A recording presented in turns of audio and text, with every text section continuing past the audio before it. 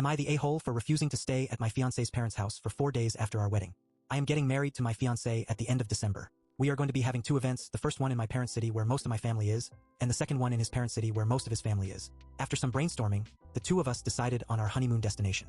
Today, as we were meeting for lunch, my fiancé, who was handling the honeymoon logistics, told me the itinerary.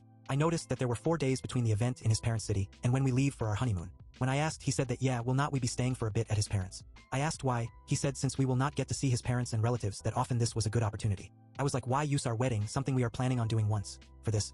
Also, those 4 days were coming at the expense of possible honeymoon days.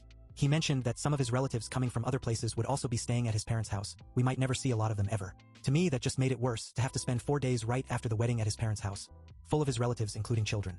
I became a bit angry and said this was ridiculous. Please change the honeymoon itinerary to the day after our wedding. He was reacting as if I was being ridiculous, that he had taken so much care in setting up the itinerary and he seemed hurt that I was dismissing it. I said I appreciated how he had been handling everything, but those 4 days would ruin the vibe for me, so please do this for me. He said there is still a lot of time, that the changes could be made once but not again and again, so let's wait and see if we feel the same way later. I agreed but said I was 100% sure my feelings would not change, which he did not appreciate. We are okay.